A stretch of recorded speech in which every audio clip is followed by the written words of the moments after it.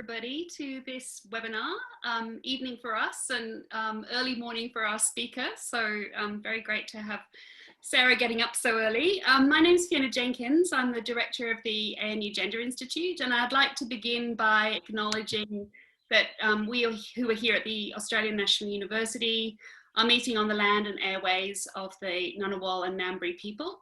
And I'd like to pay respects to their elders past and present. Very happy that the Gender Institute has teamed up with the ANU's Poverty and Inequality Research Centre to bring you this evening's webinar. The Gender Institute was established 10 years ago precisely for this kind of purpose, really to bring together people across the campus, our researchers, our students, who have a broad range of interests in gender. And just by bringing that together, we create incredible synergies and have catalyzed some incredible work. So really, I think bringing people together makes this one of the really great places to do gender research in the world. And we've long had very close connections with the work of the ANU Poverty and Inequality Research Centre. And this is a centre that, under the leadership of Professor Sharon Bessel, sorry, I'm making a slip there, has pioneered really groundbreaking approaches to poverty, particularly through the very innovative tool of the individual deprivation measure. So gender, of course, remains one of the primary axes of relative deprivation. And last year, we were all set to co-host a conference around this theme, at which our speaker this evening would have been a keynote. And of course, it goes without saying that in 2020, absolutely nothing went according to plan. But it is wonderful that we're able to reconvene and reclaim some ground now in 2021. Very delighted that this evening we're going to hear from Professor Sarah Bradshaw, whom we warmly welcome from the UK this evening. Very difficult place to be right now, so we're especially grateful that you can join us, Sarah. And she's going to give us some very timely reflections on gendered understandings of the COVID-19 pandemic. So we'll follow the presentation with a Q&A. If you can use the Q&A function in Zoom, we'll handle the questions through that medium. So I'd like to hand over now to the director of the Centre for Poverty and Inequality, Professor Sharon Bessel, who will introduce our speaker, Professor Sarah Bradshaw. Thank you, Sharon.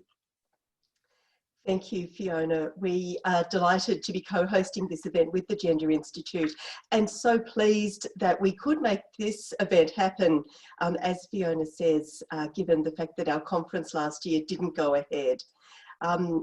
Like Fiona, I am also in Canberra, in the southern part of Canberra, and am on the traditional lands of the Ngunnawal people, which have never been ceded. And I would also like to pay my respects to elders past, present and emerging. It is an absolute delight to introduce Professor Sarah Bradshaw today. Sarah is Professor of Gender and Sustainable Development and Head of the School of Law at Middlesex University in London. She's a feminist and a scholar practitioner, and I'm sure everyone who knows Sarah's work knows just how much of a practical focus there is in everything she does. Her work focuses on gendered rights, poverty and poverty alleviation, and on household decision making. Sarah is a member of the United Nations Sustainable Development Solutions Network, as well as writing the background report on gender and development for the high-level panel responsible for framing the post-2015 development agenda.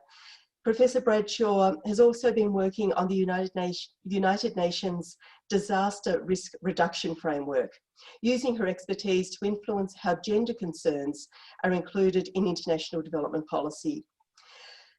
Her research has looked not only at women's role in responding to hazard warnings and the support they need to act as community leaders, but also the secondary effects of disasters on women, such as increased violence, changing health needs, and psychosocial impacts. And of course, those issues are more important than ever in the context that we now find ourselves in.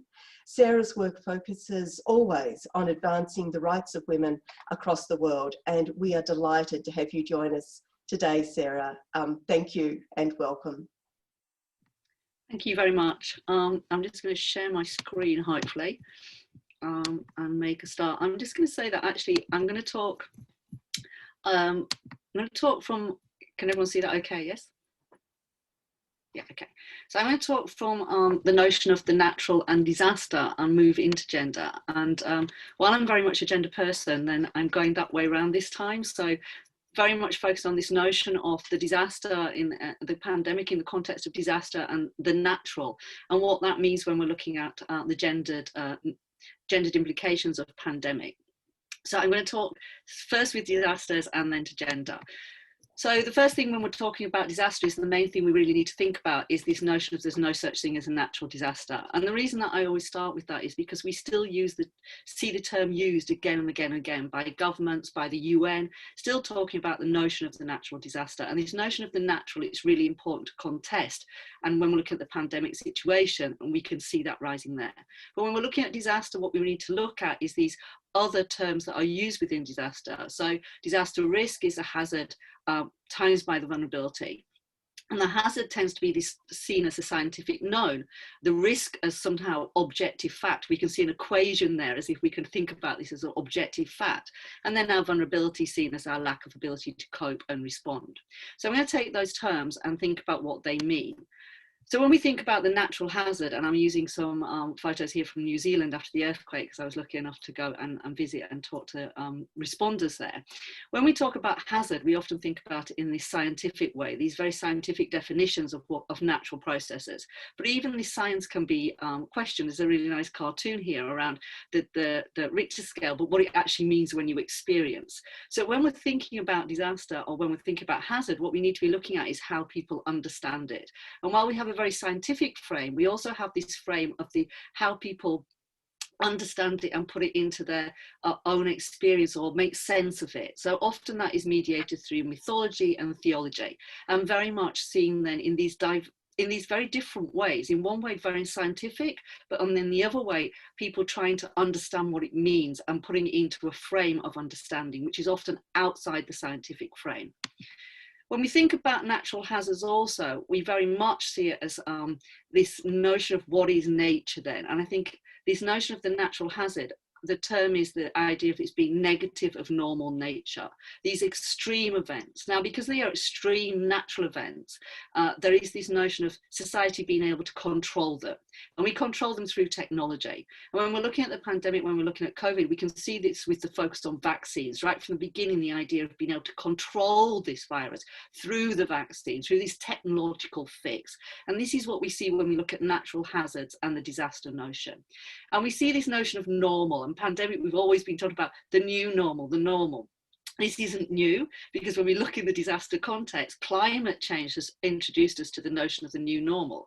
So this idea of natural events are becoming more extreme because of climate change. And in the age of the Anthropocene, the idea that we as humans are influencing the planet as much as the planet influences us. So the whole notion of the natural hazard is increasingly being called in question in terms of its own naturalness, even though that is very much the focus of the nature, the naturalness that then is overcome through technology.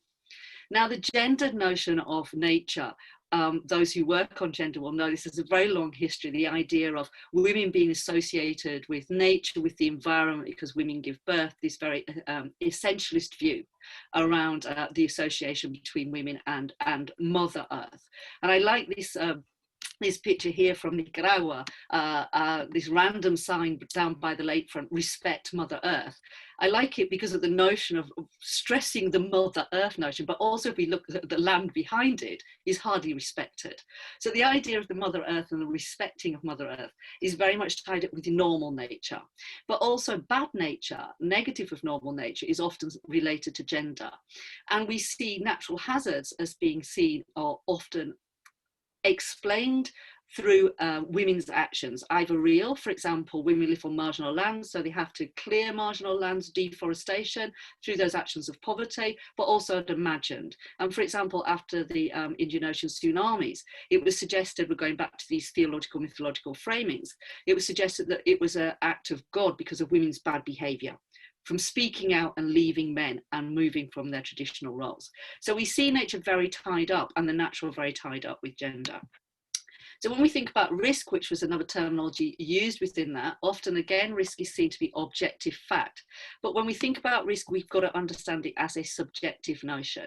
And when we're talking about socially constructed threats, this is a picture from when I did my PhD research in Honduras, Tegucigalpa, the capital city. And when I was walking around this, I was doing it on female-headed households.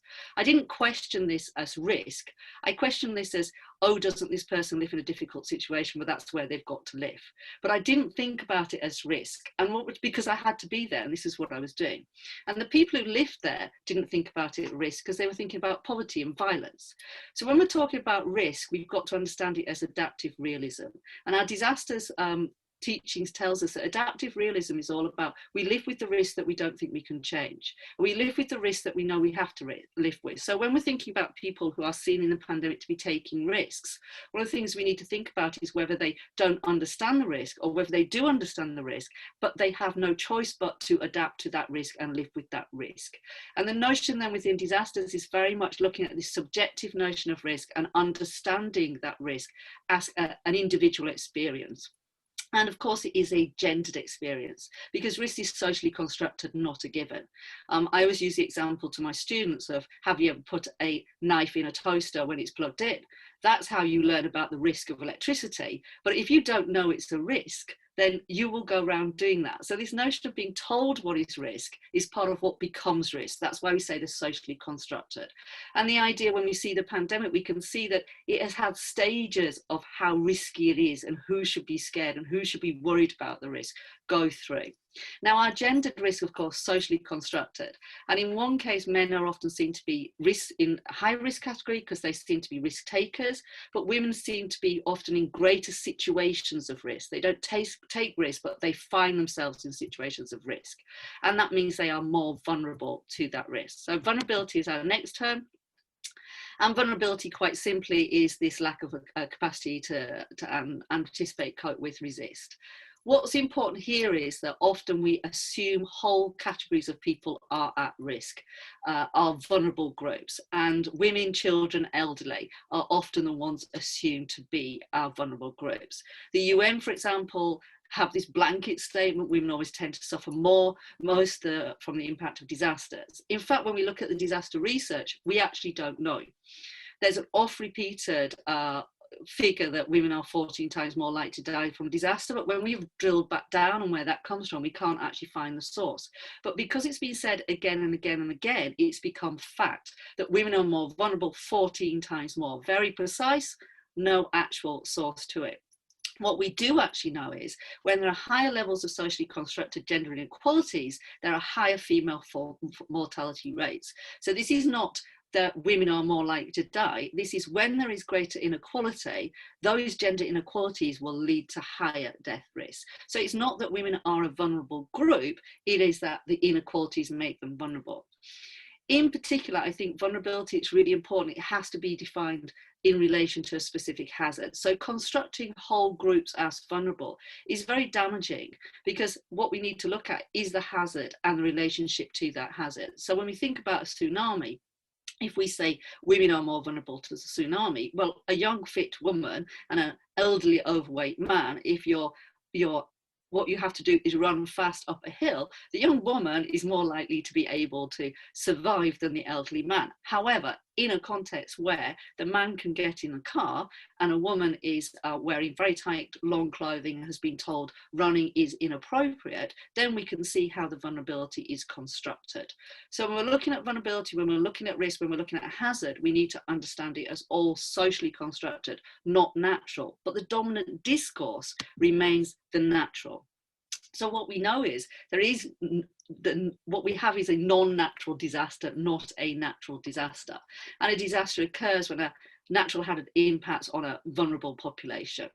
And what we're talking about when we look at this picture, which is from the past, it's a very good depiction of what we mean by this notion of the socialist, what determines something becoming a disaster. And a disaster is often termed natural, but really is as much political and historical. So it's not about being in the wrong place at the wrong time. It's around how come you had to build your house in that place. And we look at the big house in the centre, it's a very beautiful house. So it's the point of building this very beautiful house in this very, what we might term, risky area. But this is the only area you have, the only land you have, then this is where you're going to build. And why are you building there? Because there's nowhere else to build, because the government's let you build. A political issue, a historical issue. And then disasters are often seen as freakish, out the ordinary. But what we need to understand is that disasters often only produce only a more acute, more extreme form of general chronic daily suffering. So what we see to be, for some people, to be an extreme impact is actually just, for other people, a continuation or a more acute form of the day-to-day suffering. So I work traditionally in disaster development, but I moved into disasters because I think what's so important about disasters for everybody researching at the moment is what they reveal. So I'm not that interested, I mean this in a callous way, in how many people die or what people have lost. I'm interested in what a disaster reveals, because it reveals the inequalities. Those who are impacted, we can better understand the inequalities, and it also intimate relations between men and women within families. And Elaine Enison in particular, if you're interested in disasters, is the godmother of gender and disasters research. So I'm very, very quickly going to say something about gender. Just I know I've got an audience here who understands gender. We know that gender is non-binary, fluid. We know women are not a homogenous group, but we also know that the dominant international institutional discourse continues to focus on women. And when it is relational, it's a male-female binary, and often with men and women put in a conflictive context. So women with men in comparison to them. So I'm not going to go dwell on the notion of gender, because I know that people understand that as binary and fluid, and also the notion of intersectionality. And I think key with the notion of intersectionality for me, and again, and I know I can talk more, but I'm not going to talk more about here. Key though is this issue when we're looking at intersectionality is not to try and layer these different characteristics, age, race, sexuality on gender, but think about the intersections. And what Crenshaw was talking about was very much this: get to the heart of the multiple oppressions, to question power at that intersection. And I think when we're looking at intersectionality, I feel that's what we're still not doing necessarily, and particularly when we're looking at the discourse within the pandemic, when we're looking at intersections of characteristics, it's more about a layering than looking at these heart of the multiple oppressions to question the power there. But I'll say more about that as I move on. So just before I go to look at our framings of COVID, when we're looking at the notion of gender and doing gender, one of the key things I think I want to pull out, I talked about disasters and this notion of the non-natural, but I now want to look at the notion of natural within our gender discourse when we're looking particularly at policy and policy response. And I think key here is the way that policymakers pick up on certain socially constructed gendered attributes and turn that into somehow a policy discourse and further naturalize that so-called natural. Important here is the idea of feminization of responsibility and obligation, which Sylvia Chant coined in 2008, or what Maxime Molyneux has talked about, the motherization of policy.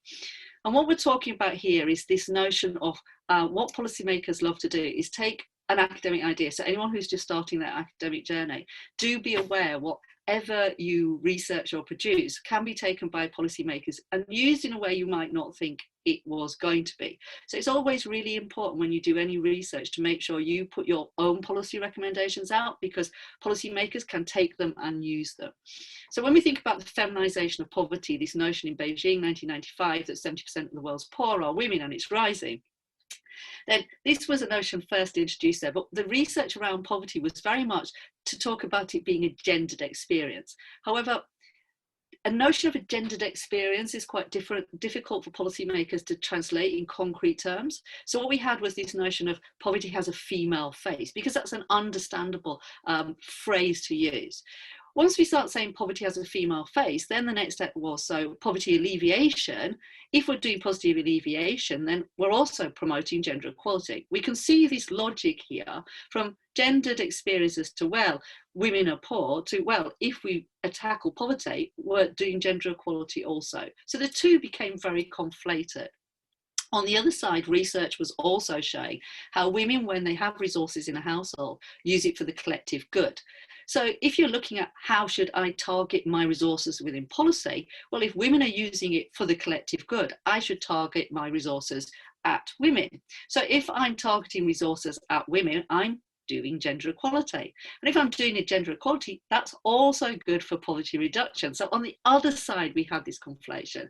And Jackson in 1990, as early as 1995, was talking about this in her article, Rescuing Gender from the Poverty Trap, where she was really highlighting that doing gender had been taken over for other policy aims. And this is what we mean by the motherization of policy.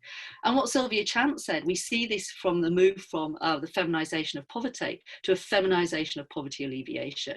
We're targeting women not because they're poor, but because they're good at alleviating the poverty of others. And from then other policy areas leading to this feminization of responsibility and obligation. And why women have been targeted in the disaster and climate change literature, Aurora Johnson talking climate change and myself in disaster, we see this notion of women as virtuous, which is that they use the resources for the collective good, and victims. They're poor. They're the victims of the climate change. They're the 14 times more likely to die in disaster. So this virtuous victim notion is drawing very much on the natural characteristics of women as being victims, but being naturally more weak or more poor or without power, and naturally better at caring for others. So very much a natural discourse going through what is actually a non-natural context, but being presented as natural in order to justify your policy approaches, which are effectively using women for other policy ends, the feminization of responsibility and obligation. So this is my broad context, the naturalness of the disaster, the continued notion of that, and the naturalness of how we're using natural attributes of women to incorporate them into a policy discourse, which then uses those natural attributes for wider ends. So what does that mean when we're looking at COVID?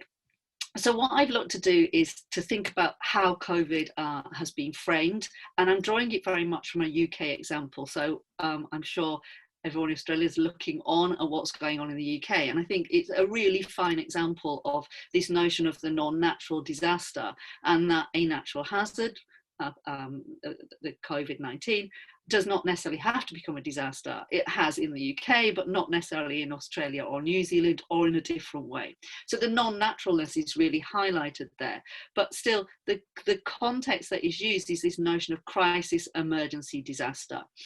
And the International Coordination of Pandemics defines it as a public health emergency. And I looked at the Australian government, trying to make this a little bit more embedded for yourselves. We are managing COVID-19 outbreak in Australia as a health emergency. So here we have the notion of the emergency, very much the crisis. Now, I think this notion of the health crisis is important for a couple of things. Firstly, the notion of the health crisis eclipses all the other domains of crisis that are actually occurring and will occur in the longer term. So very much dominating it as a health crisis is really highlighting that is where the crisis lies. Whereas when we look at disasters, for example, the actual disaster is not necessarily the event itself. The actual disaster may be further down the line, and it may be violence that women experience, or it may be a lack of employment in 2 years' time, or it may be that children have been lost their schooling. So we know that the big disaster is often not from the event itself. So the notion of the health crisis is very much framing it as that what we need to look at, not necessarily the other impacts that go with it. The emergency tag, of course, highlights the temporary destruction before return to normal. And the notion of the new normal is there, but the word normal is still there. And this notion that somehow what we're in is abnormal, or something we could not have foreseen, this is what we need to be really challenging, because that speaks to the naturalness again. This notion of normal speaks to natural, and the abnormal to somehow outside of that, which in fact is not necessarily the case. I also like the idea, if you're looking and listening to as we're talking through the pandemic, this notion of the metaphor of the peak people have drawn our attention to.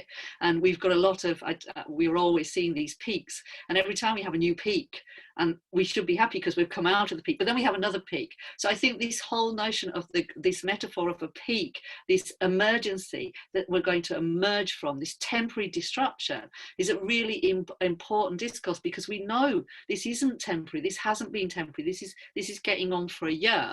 So, but we're still having the same discourse, harping back to the naturalness, etc. So the second discourse, and that discourse is very much around science, and the scientific discourse is a very interesting one. I found this headline, which I really did love very much. This notice, how Iceland hammered COVID with science. And the idea of the science is very important within the discourse. But the way science is used has also been interesting. And the UK started off with follow the science, and now we're guided by science. So the scientific discourse is really important when we look, let's go back to what I was saying about disasters. The scientific discourse is of course important because it allows us to rationalize what are actually complex social processes, and it takes it out of the cultural context. So when we're looking at this scientific discourse, it's very much then rationalizing. It's very much presented as a neutral, scientific, technological advancement or answer, which hides the fact, makes more invisible the fact that all evidence, all scientific evidence, all science is a political instrument and is being used as such. So this scientific discourse is very neutralizing, and it's very rationalizing, and it's moving away from the more complex elements that go with the idea of a pandemic and what we're living through at the moment, and indeed with disasters. And I'm just putting that it's presented very much as this objectivity, and we've got to remember that all objectivity is actually the subjectivity of quite a small, powerful group. And the whole notion of what is evidence and what we should be doing and what should be behavior, I think needs to be understood and needs to be questioned in terms of who is telling us. Now, I'm not a COVID denier in any way, shape, form, nor am I anti-vaxxer, or nor am I an anti-masker. But what I'm saying is we need to be looking at where the evidence has come from, how is it being used, and who is using it, because we need to be looking at how it's being used as a neutral instrument when in fact it's political, and how it's being used to rationalize what are very complex social processes. And one thing I think we need to also think about is how the system, the scientific etc. system, creates new hazards, and it allows hazards to become disasters. So the next frame is the neoliberal frame, and I think we cannot forget that the WHO suggested in 2019 that we had to prepare for the worst, and this was the worst. So many people suggest the hazard could have been dealt with before it became a pandemic. But what I think the pandemic really reveals, in the UK there's a lot of talk about overwhelming the NHS, stay at home so you do not overwhelm the National Health Service. But really we need to be questioning around, why is the health systems in such a state that they can be overwhelmed? And it really reveals the failings of health systems around the world, the lack of financing, and particularly the marketisation of health. It also reveals the notion of how important capitalist accumulation is, and the notion of keeping the economy going. In the UK, we had the Dine Out to Help Out, which was trying to restart economy, which then led to another peak. We're back onto our peaks before we came to another trough. So we can see when we look across the globe how people have balanced this desire for capitalist accumulation with health and the failing health system and these wider social complex areas. So it's fascinating to look across countries. But of course, also the neoliberal paradigm, we also need to think about how the virus started in the first place.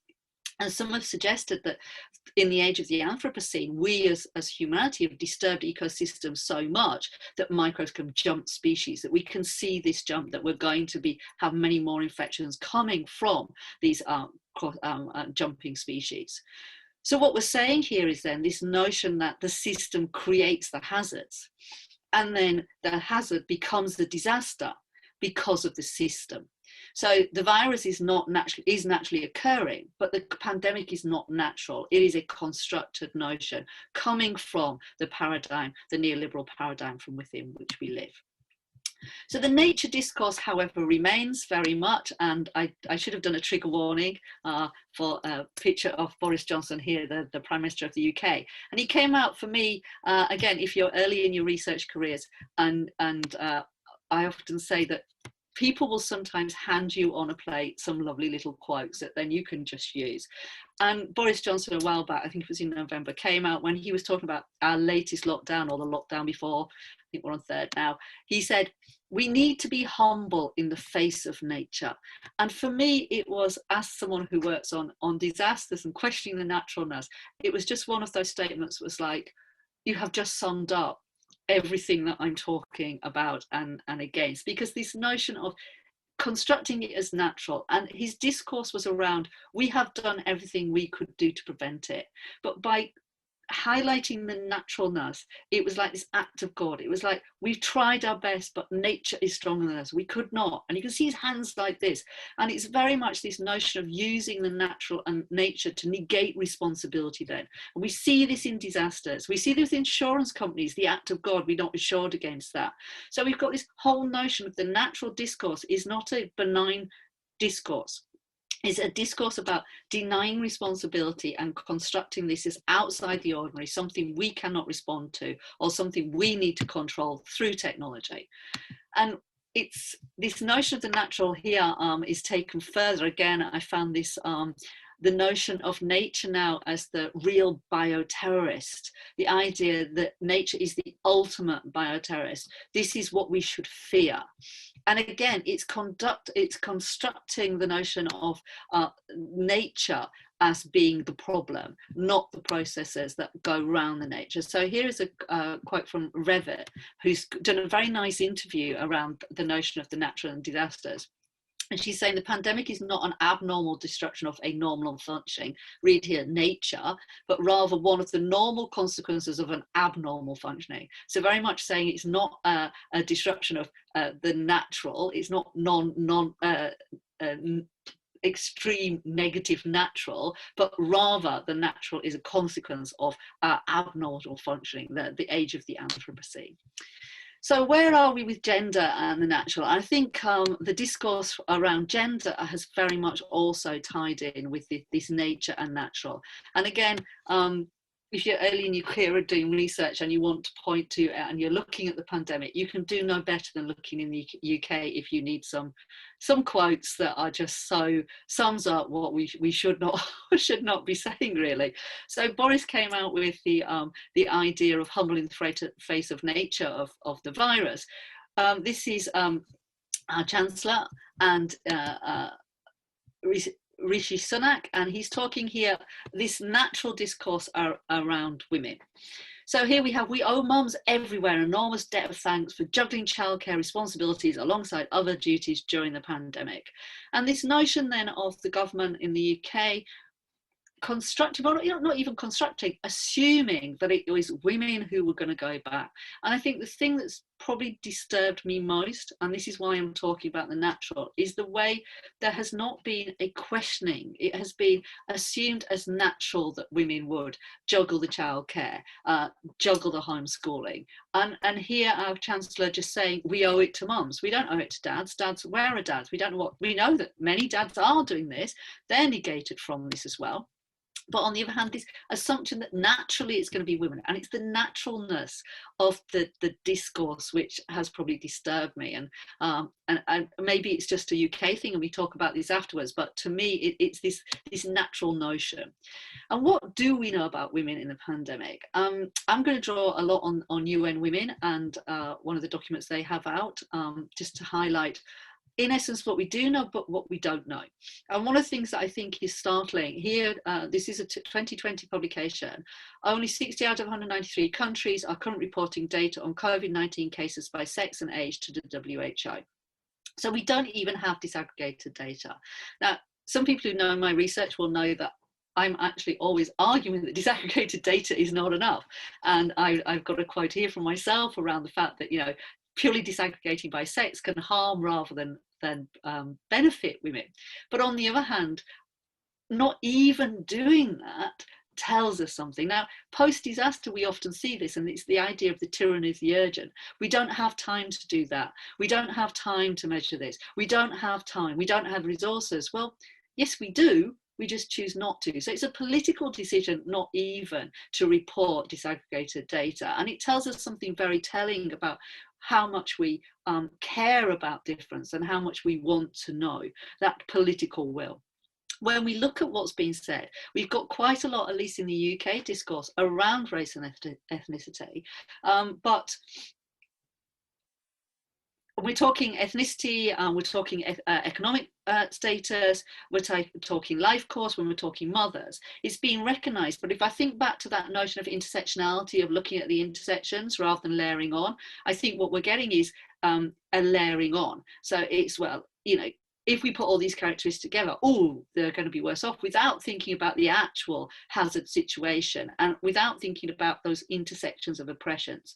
But because of the context we're in, again, being a disaster researcher, it reveals those, so it allows us to actually try and better understand them. So it's a real opportunity to be thinking more about them as researchers. But what we're seeing is more this modelling and making assumptions around vulnerability and a deficit of knowledge about the situation in normal times. So when we're talking about this race and ethnicity differences, in the UK discourse, and I'm sorry, I am drawing a lot on the UK discourse, they're drawing on the assumptions, stereotypes of who does what and what people are working in and what's their socioeconomic status. And then they're modelling and they're making assumptions from that. But given we have a deficit of knowledge from normal, notice normal times, then obviously we're making assumptions based on, at best, inadequate knowledge, at worst, inappropriate knowledge. But what I do like, and again, when I was looking at this, this diagram, I really loved it. It's from a World Bank document, and it has this intricate way of modelling the gender differentiated transmission mechanisms. So it's a beautiful diagram, but we know we have no data to go in here, but lovely to look at. On the other hand, we get very bland statements around, well, men are more likely to actually be at risk, never mind this beautiful transmission model, because they don't take on the prevention measures or use healthcare services early enough. So I'm interested by the fact that on one hand we go for this very intricate modelling without the data to put in it. On the other hand, we go with these very bland assumptions around behaviour and then make policies, come out with notions of why, some explanations based on these very bland and big assumptions. So the two are juxtaposed with each other, and they're issues I find really interesting and I think that need exploring further, these two. When we look at what we do know and we don't know, I think once again and again, when I've talked about women's poverty for my own research and in disasters time, one of the things I've stressed again and again is often you know, we're measuring what we don't know, and what we mean by that is we just do not know so many things. And again, a figure from 30% of confirmed cases have been reported disaggregated by sex and age. But I find it interesting that while we've got so little reporting disaggregated by sex, we've also got other data.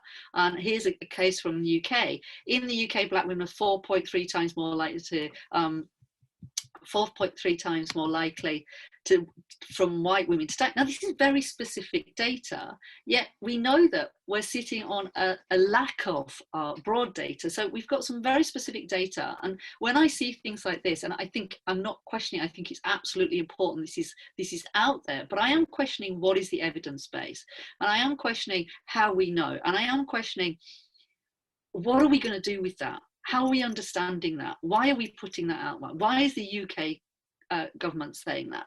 So I'm really questioning around what we do know and what we don't know and how we know it. And one thing I think is really important to highlight is this data that's also coming out around what in the disasters term we might call secondary disasters, or that's a very problematic term. But what we're meaning by is those disasters that come from the disaster. They're actually normally the real disaster.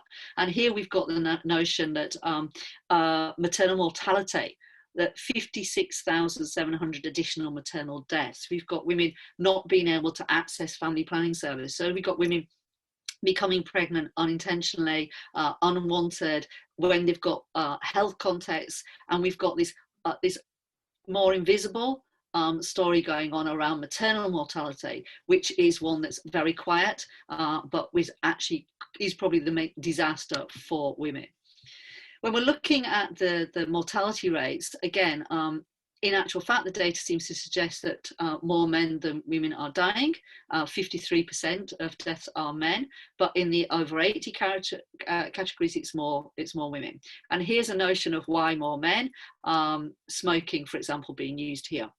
On the other hand, this data here, I find very disturbing from UN Women, which I'd like to explore more. Again, I don't know the basis necessarily. The infection rates among women female healthcare workers are up to 3 times higher than among male workers. Now, we could understand this, of course, when we look at where men and women are in the health service. And here, if we look at nurses, obviously we see many more women. And we look at doctors, we see many more men. And of course, this may be where we're seeing the fact that nurses may have less protection, protective clothing, or of course we may see that women are more likely to get drawing on that natural characteristics, drawing on what expected from women. Women may be more likely to get closer to those people that they are actually providing healthcare to. Loads of data on this one as I'm getting towards the end, and the data here is very much that we know that from the data, women in the informal sector, income fell by as much as 60%, 72% of domestic workers lost their jobs, 70% of people working in healthcare are women. We know that, and when we look at who's actually caring in the home, I like this, 6% of women say they never engaged in cleaning, I'm not sure who they are, but 44% of men say the same. So we know this, and it should not come as a surprise to us as gender people. We know where women work, we know they work in precarious, we know they work in low income, so we know that the impact of a disaster is going to be differential. So this is nothing new to us. But again, I'm fascinated by the specificity of our data. And here we've got the poverty gap. And I find it challenging to understand how we can say this, that the poverty gap, I'm not disputing it, I'm not disputing the poverty gap, but we can say it with such accuracy when UN Women have admitted in 2015 that we do not know how many of those living in poverty are women and girls. Yet again, we have this data, this evidence base, and I'm questioning where it's coming from and what it actually means and how it's being used. So to end, when we're looking at poverty, we know it's insufficient. And of course, we're talking to the experts here. Thank you for hosting me on this, that it's multidimensional. We need to look at asset, time and power poverty. And of course, violence and abuse is a key issue. Again, my question, when we look at it in a disaster context, people say violence always goes up. It's the assumption.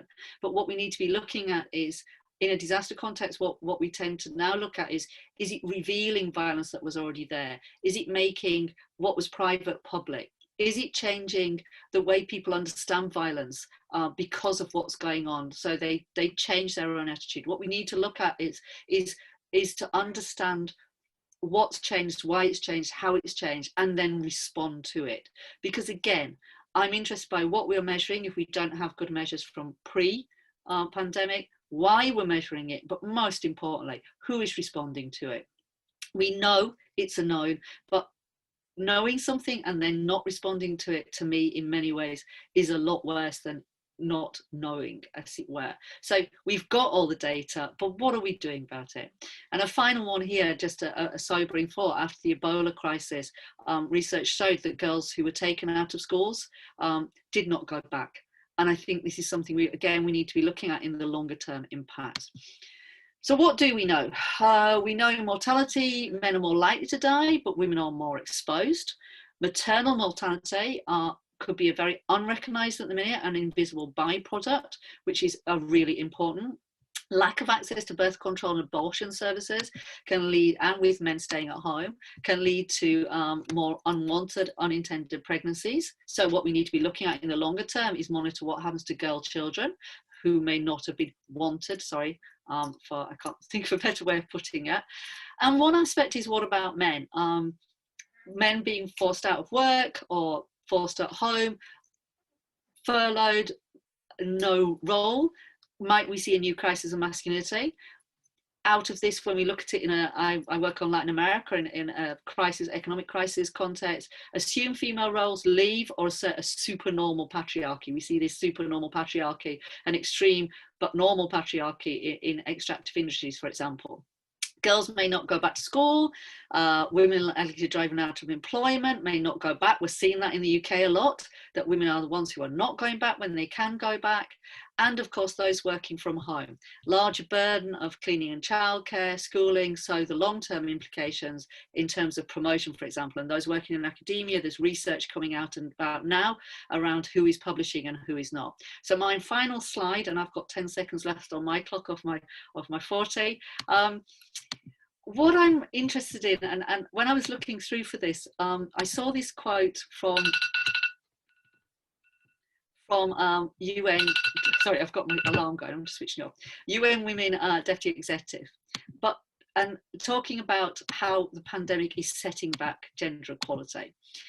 But I think one of the reasons it is setting back, and what we need to be thinking about, is this notion of the natural. And to me, the natural nature of the virus, the way it's being constructed as natural, as something out of our control, has allowed us to see the response as based on nature also, as natural, that women are the ones that respond to it by caretaking, taking care of health, of children, etc., etc. And this discourse then, I think what she was talking about here was very much everything we've worked for 25 years could be lost, and there's a real risk of reverting to 1950s stereotypes. And I think these 1950s stereotypes are what we've actually been drawing on. We're not reverting to them, we're actually drawing on them. And I'm just going to finish, if this sounds a little bit, wow, are you sure? I'm just going to finish with a public information announcement from the UK government that later had to be drawn, which to me highlights very much 1950s gender stereotypes image. If we look at this stay home, say lives, we've got the man reclining on the settee with his wife and child, woman with baby, woman homeschooling, woman with daughter, seemingly teaching her to clean. So I think this notion of the women's natural places in the home very much come back to the fore, not necessarily being challenged, and this notion of reverting to the 1950s gender stereotypes, I suggest, in fact, at least in the UK, or at least with the UK government, we might already be there. And I will stop there.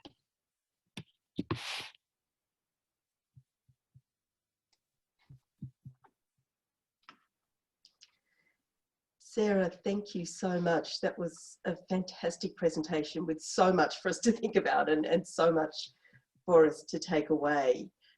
I'm going to invite our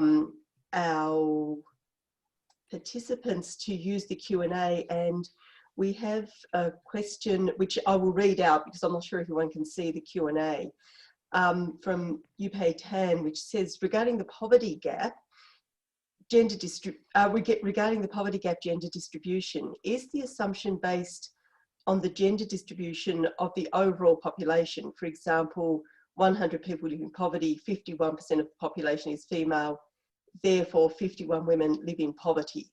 So essentially the question is around where do we get these statistics that are used around the gender distribution of poverty?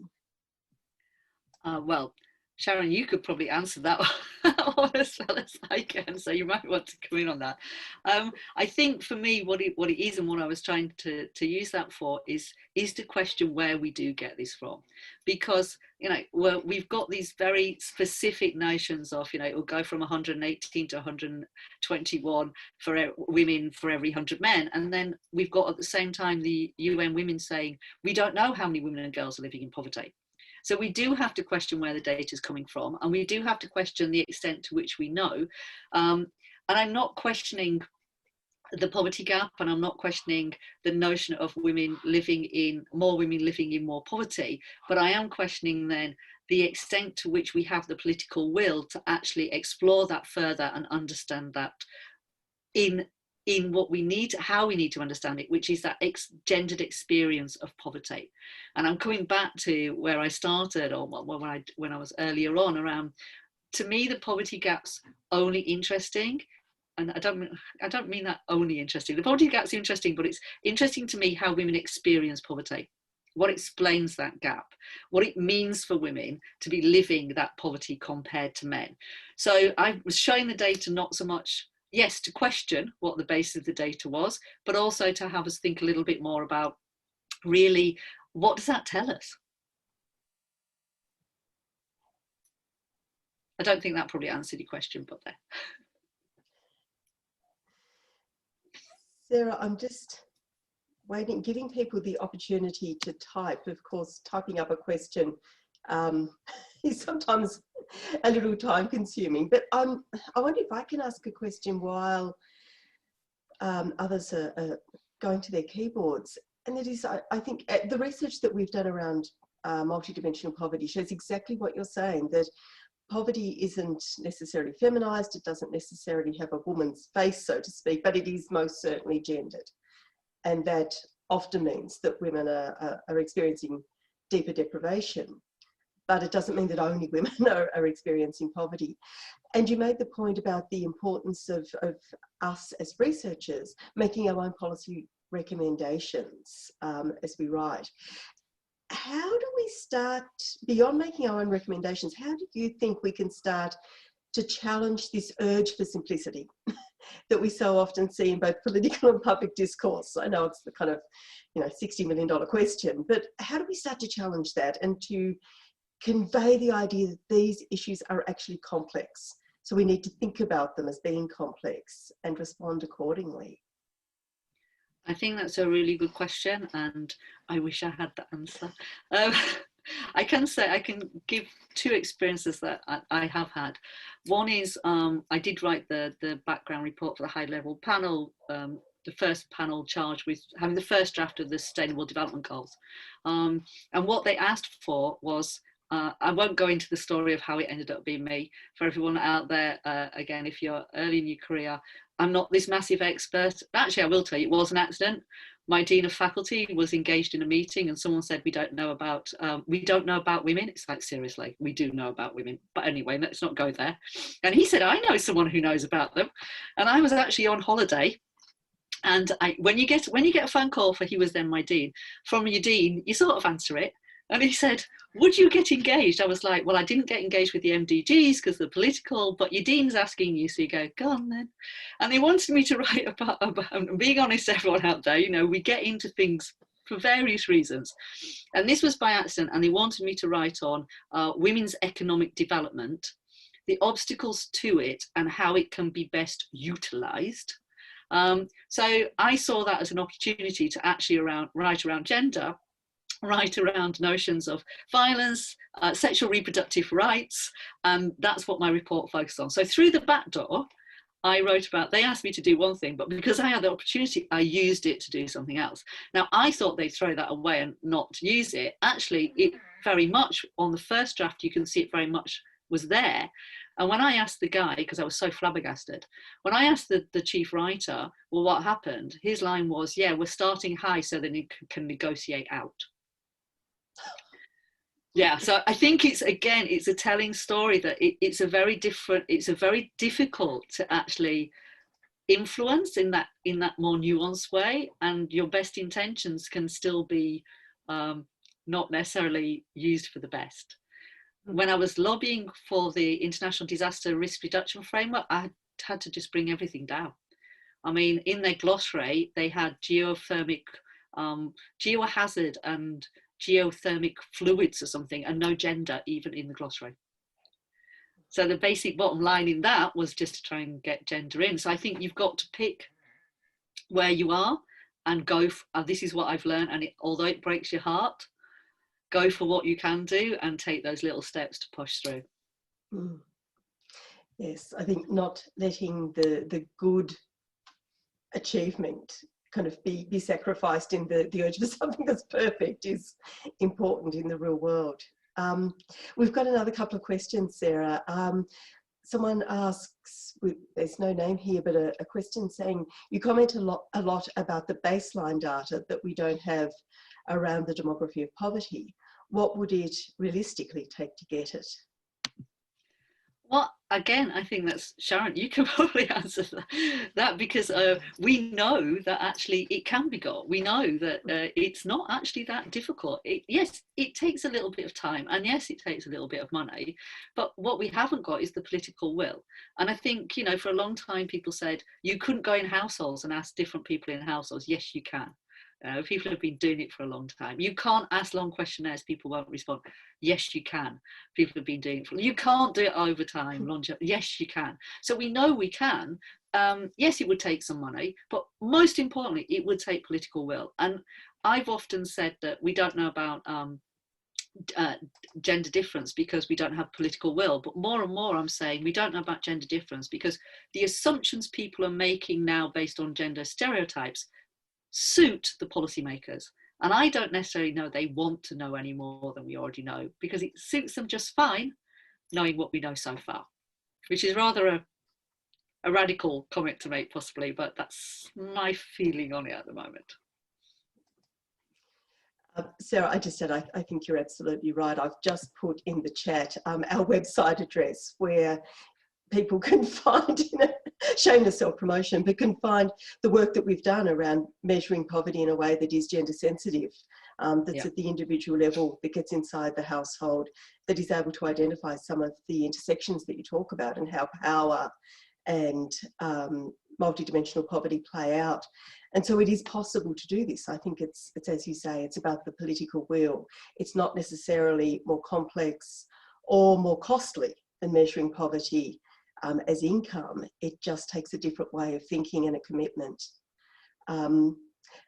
We have another question, Sarah, from Rashid from Evocation Australia, which I think is more of a comment, but you may want to speak to it.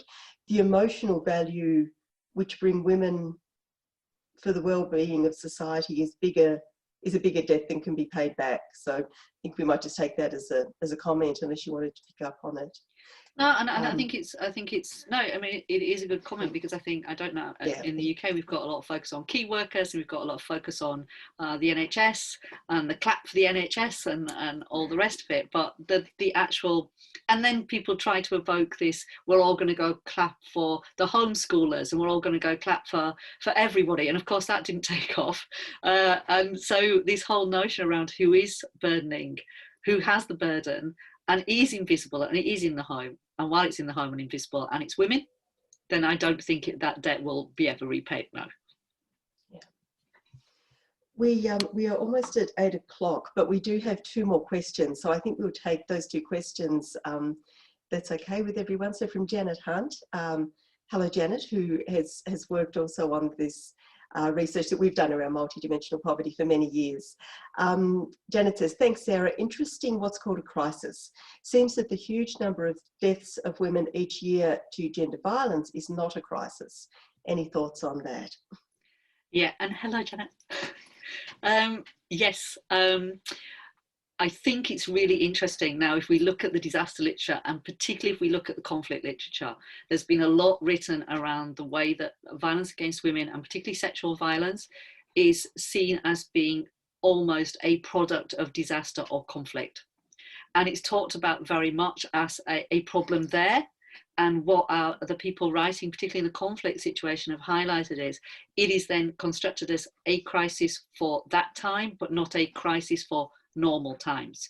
So again, when we're looking at violence against women now, Janet, I think it is being depicted as a crisis now, but as you say, it's always been a crisis. So why are we depicting it as a crisis now? And I think we've got to be very careful about that, because it changes the discourse. It makes it a product of this extreme situation we're living in, rather than the everyday reality of so many women across the globe. So the notion of the crisis here, I think you're absolutely right. We really need to look at that and the language, and to push back and make it clear that yes, we need to look at it now, but we need to look at it at all times, and we need to understand it as not something new, but a continuation through. There's a question from Jenny House, thanking you for a fascinating presentation, which I think we would all agree with. Jenny works on gender in fisheries management, and often sees working towards gender equality being justified for instrumental reasons. for example, it's good for the fish stocks rather than for its intrinsic value. I think we all experience this. Is there something you are seeing, is this something you're seeing in the policy response to COVID? I think definitely, you know, I'm really fascinated now. Was it Jenny? I'm really fascinated, Jenny, now to understand your research about fish stocks and how women are seen as instrumental in that. That is a new one for me, that fish stocks. So I'd be really interested to see that. But yes, these instrumentalists, these essentializing instrumentalist discourse we see across all policy, and we see it in crisis. And it goes back, and it's really this notion of the natural attributes of women mean that they will respond better, they will do this better, they will do that better. And therefore we're targeting them and we're mentioning them.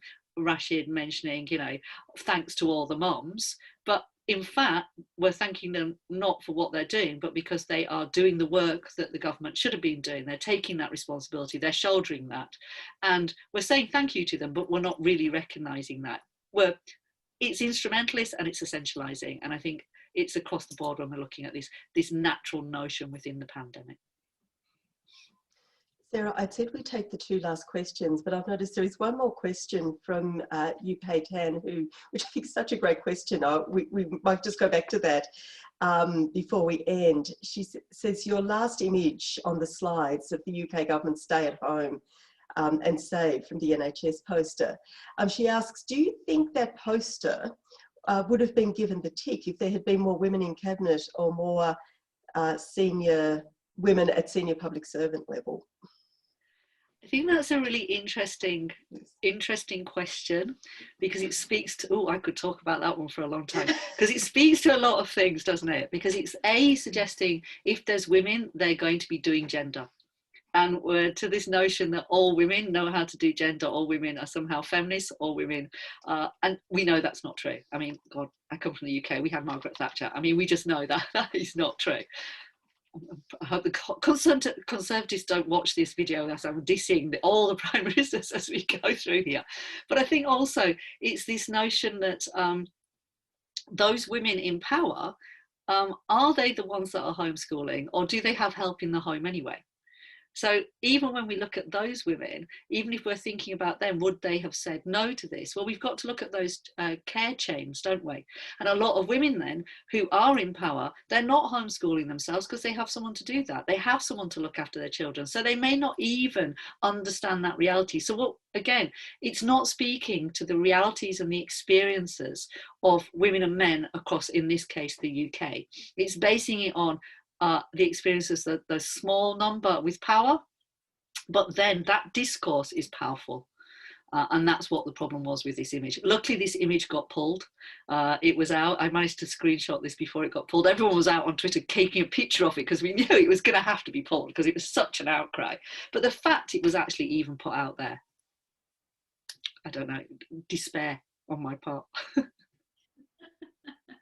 Yeah, so I mean, that's such great points there. And I actually wrote a piece about lockdowns, talking about them as requisitioning the homes, just as part of that kind of attempt to denaturalize that sense that, oh, it's perfectly fine to move everything back into the home, you know, the women will take care of it. So it's a very interesting analysis that you're giving of all that sort of stereotyping and how it's feeding into what becomes visible and what's invisible, and, you know, how that structures policy. Absolutely fascinating discussion, Sarah. And so, look, I mean, thank you so much for joining us. Hope everything goes well for you in the coming weeks. It must be a very stressful time there in the UK, and we really, really appreciate you taking the time to talk with us about this, you know, really excellent analysis that you have of the current situation. So thank you on everybody's behalf, Sarah, and we hope to see you again very soon. Hope you'll be able to come to Australia and visit us. Oh, so do I. And thank you so much for this opportunity. I've actually really enjoyed it. And as I said, it really, no offense meant, forced me to think about these things in this context. So thank you very much. And hopefully we can carry on discussing it, because I think it's a really fascinating topic that really deserves a lot more discussion and a lot more thinking around and planning around response. How do we kick back? I think that's my closing message. How do we kick back from this and make sure we don't get back to the 1950s? Yeah, no, we don't want to go there. Thank Thank you, Sarah. Thanks so much. Thank you.